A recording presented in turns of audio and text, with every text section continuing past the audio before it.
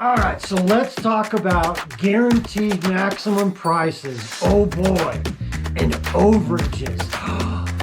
I'm Charlie Adams. What's up, Colorado?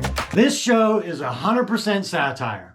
I don't represent anybody, and this show doesn't represent anybody. Okay, future homeowners of Colorado, let's talk. Because I want to help you out.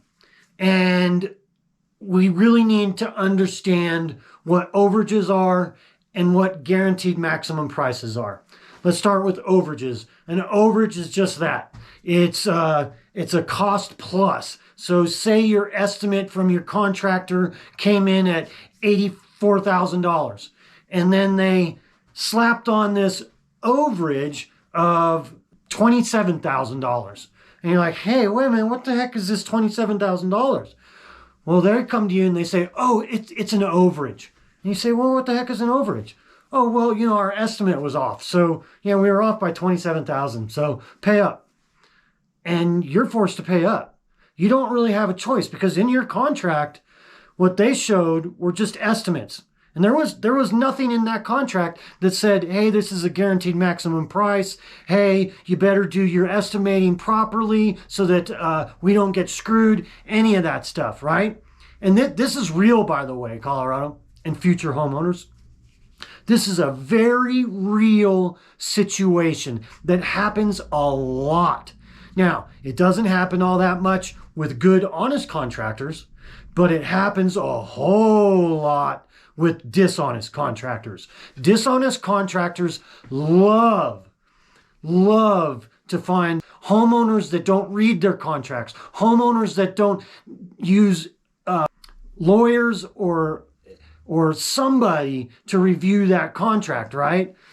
And so these dishonest contractors, they specifically put things in that contract to help them. They specifically leave things out to help them, including what an overage is or overages costs or guaranteed maximum price. Boy, they sure don't like that name. So anyways, you kind of get the idea on what an overage is. Okay, now it's different from a change order. A change order is different. So a change order is, say you walked into the house that you're having built and you said, oh my gosh, I can't believe it. We made the master bedroom too small, right? And you go to your contractor and you say, hey, we really screwed up. We'd really like to have the master bedroom a little bit bigger. Can you scoot this wall over 2 feet and that way it'll give us more room in the master bedroom. Yeah, it'll make the bathroom a little smaller, but the bathroom was oversized to begin with, etc., etc. And the general contractor says, oh yeah, that's no problem. Now here's where you got to pay attention. That general contractor said, oh, no problem. Okay, now what happens? Well, there's 2 different scenarios.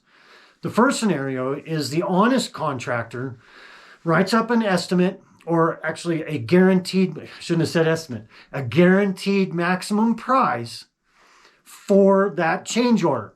He sends it to the homeowner. The homeowner says, hey, okay, this looks pretty good. He's got all these things in there. Ooh, I wasn't really expecting that, but you know what? He's right. The plumbing is going to be a little bit more expensive because we got to redo a few things. This looks really good, and it's showing here that it's a guaranteed maximum price for that change order. So homeowner signs that change order, sends it back to the general contractor. General contractor gets started on that change order, and everything's good to go. Now, that's how change orders should go. Bad change order situations are as follows. Home builder says, oh yeah, no problem. Never says another thing about it until the end of the job. Now they'll do the change order, they'll do that, but they don't mention anything to anybody about what it'll cost or anything. And so what happens is at the end of the project, at the very end, that home builder comes in and says, hey, homeowner, here's all the change orders. Well, that change order, that there was a guaranteed maximum price on with the honest contractor. Yeah, there's no guaranteed maximum price on any of these change orders. And all of a sudden that change order wasn't, let's say, $24,000 in that guaranteed maximum price. Oh no, it was $68,000. And there was no guaranteed maximum price. It was, oh, well, that's just what it came out to be. And you're like, $64,000? How could it possibly have costed $64,000? You don't have a leg to stand on. If it's not in your contract that your general contractor has to provide you with written guaranteed maximum prices for your change orders, then that crappy or dishonest general contractor you've basically given him a blank check. Because he can blow that change order into whatever he wants. Like I said, $64,000 for what would normally cost $24,000. That's $40,000 difference. And you better believe that I see that happen all the time. This is a huge problem. And that's why I'm here talking to you about it. Because I don't want to see that happen to you. So anyways, and by the way, if you don't think there's dishonest general contractors or contractors here in Colorado, I don't know how to help you. Then go out and go get your contractor, dishonest or honest. You're not going to know anything about them, and hopefully you do okay. If you're silly enough to think that there aren't dishonest general contractors, I can't help you. So anyways, let's get back to this. So I just gave you kind of an idea of how change orders work and how dishonest contractors can manipulate those change orders. It's a similar situation with an overage, but an overage works a little different. There was no change in the project. There was no wall being moved to make a bigger master bedroom, nothing like that. The overage comes from poor estimations that were signed into your contract. And then these overages come and say, hey, our estimate wasn't so good. It's really going to cost $480,000 more than what we thought. And you think to yourself, wait a minute. We had a $500,000 build, and you're telling me that it's going to cost $980,000? And by the way, the same thing happens with overages. That sleazy contractor, they're not going to tell you about those overages during the project. No, they're going to wait until the very end when that last payment is due, and they're going to say, oh, by the way, here's $480,000 of overages. Pay up. That's a real situation. I've seen it happen. So overages are basically you giving the sleazy contractor a blank check. Because in your contract, you didn't stipulate, hey, no, I want guaranteed maximum prices. If there's an overage, I want to hear about the overage before it takes place. I want to hear how much the overage is going to cost, and I want a guaranteed maximum price on that overage. However, there shouldn't be any overages because I've got a guaranteed maximum price on my entire contract. So this is what happens. Sleazy contractors or bad contractors or just incompetent contractors will never work with guaranteed maximum prices. They just won't. They're too scared to do it, or they know that they can't screw you. And because they can't screw you, they'll just go on to the next person. So then you think to yourself, well, gosh, how am I going to find a contractor? Well, you look for the good contractors. There's good contractors out there that know how to estimate properly. And so what they do is they come up with an estimate for themselves on how much it's going to cost to build your home. And they look through that, and they're very good at it, okay? And they itemize everything, and they double and triple check their numbers, and they get estimates from not just one subcontractor doing the framing, but 3 or more subcontractors that are doing the framing. They balance all those numbers out, and then they pick a number that they really feel is going to work even in a not particularly great situation. And so they do that through their entire estimate.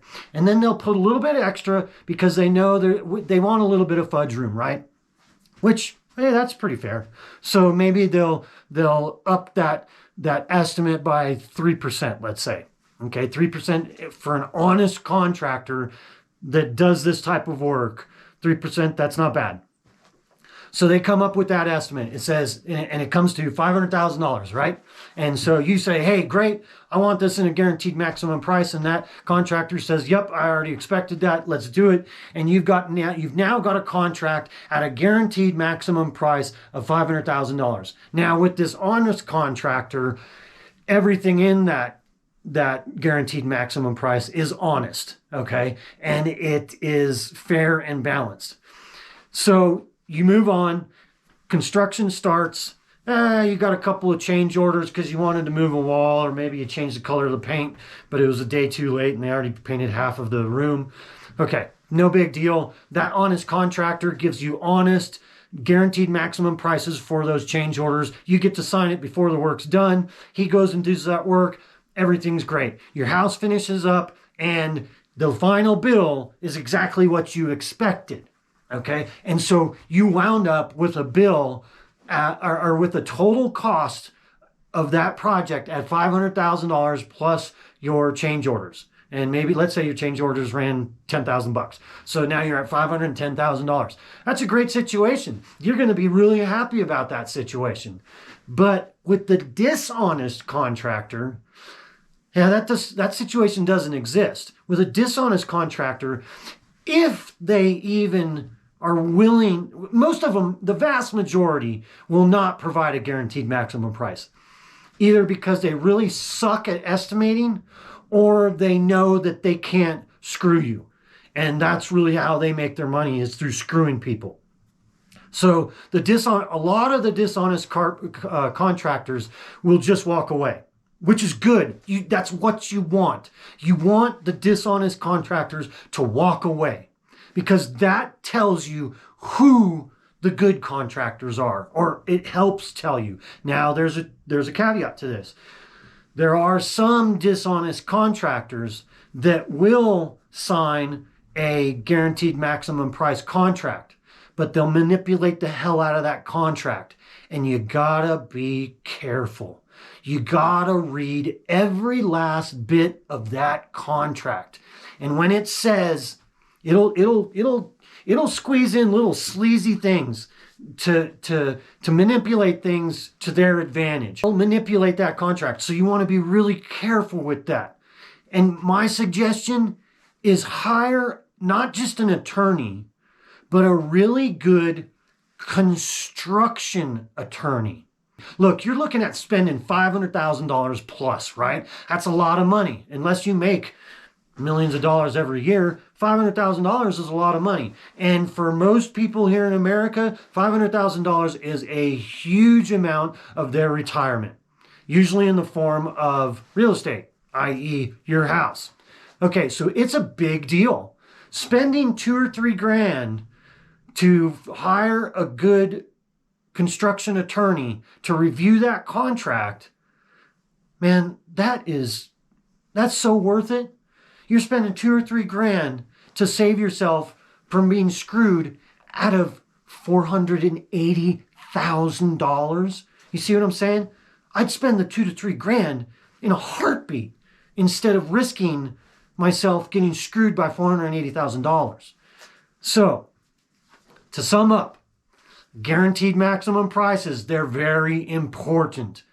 Reviewing your contract, reviewing every single line item, every single detail of that contract. Go through it 3-4 different times. I know you don't have a lot of time, but make time. This is a very important time to do your homework. So, if you'd like to learn more about construction in Colorado, if you'd like to learn more about living in Colorado, if you'd like to learn more about Colorado in general, like and subscribe. And in the meantime, have yourself a gorgeous Bluebird Colorado day.